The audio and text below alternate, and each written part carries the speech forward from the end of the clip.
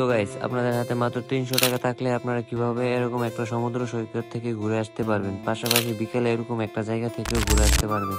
আর এই জায়গাটার নাম হচ্ছে আকিলপুর বিচ। তো চলেন আপনাদেরকে নিয়ে এরকম একটা সমুদ্র সৈকত থেকে ঘুরে আসি।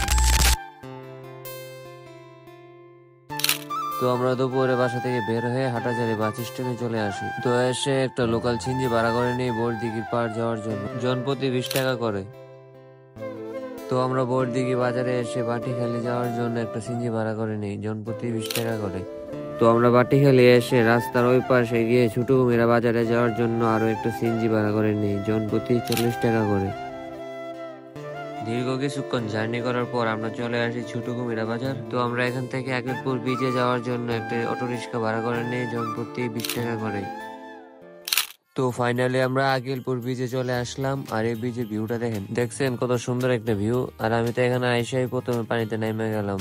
আর পানিটা হয়তো একটু ঘোলা লবণাক্ত, কিন্তু ঢেউ গুলা অস্থির। একটু পর পর কত সুন্দর সুন্দর ঢেউ আসতেছে, দেখছেন। আর এই সমুদ্র পানি যেহেতু লবণাক্ত, তাই এখান থেকে গোসল করে যাওয়ার পর বাসায় গিয়ে আবার গোসল করতে হবে।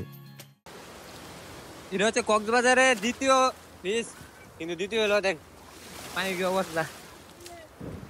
এই পানি কালার ময়লা কালার, ডাইরেক্ট ময়লা কালার। ও নো! এই তো দেখেন একটু পর পর কত বড় বড় একটা ঢেউ আসতেছে। আর এই তো এটা আমার দেখা সবচেয়ে ছোট মিনি কক্সবাজার। আর এই ভিউটা দেখছেন কত সুন্দর একটা ভিউ। তো ওই যে দেখেন বড় যে জাহাজগুলো দেখতেছেন, ওই জায়গাটার নাম হচ্ছে বড় কুমিরা বিচ। তো আমরা ওখানে যাব এবং ওই জায়গার সৌন্দর্যগুলো আপনাদেরকে দেখানোর চেষ্টা করব। আগে এই জায়গা থেকে গোসল করে নিই, তারপর আমরা ওই জায়গার উদ্দেশ্যে রওনা দিব একটু পরেই। আর এই তো আমাদের গোসল করা শেষ, এখন আমরা কাপড় চেঞ্জ করতেছি। কাপড় চেঞ্জ করার পর একটু বিশ্রাম নিব, তারপর আমরা ওই জায়গার উদ্দেশ্যে রওনা দিব। আর এই বীজের সৌন্দর্যটাই হচ্ছে বিকাল 3টার দিকে, কারণ 3টার দিকে পানি বেশি থাকে এবং 4টার দিকে পানি কমে যায়। তো আমাদের যেহেতু গোসল করা শেষ, এখন আমরা বড় কুমিরা বীচ যাব। তো আমরা এখান থেকে একটা অটো রিক্সা নিয়ে নিব পার বীজ 20 টাকা করে। তো আমরা ফাইনালি বড় কুমিরা বীচ চলে আসলাম। এই দেখেন বীজের ভিউটা দেখছেন, পানি শুকিয়ে গেছে, তারপরও বীজের ভিউটা অস্থির লাগতেছে আমার কাছে। আর আমি আপনাদেরকে বলবো, যদি আপনারা বড় কুমিরা বীচ আসেন ঘুরতে, তাহলে আপনারা বিকাল টাইমে আসবেন, কারণ যখন সূর্য ডুবে যায় এরকম সময় আসলে আপনারা সৌন্দর্য উপভোগ করতে পারবেন।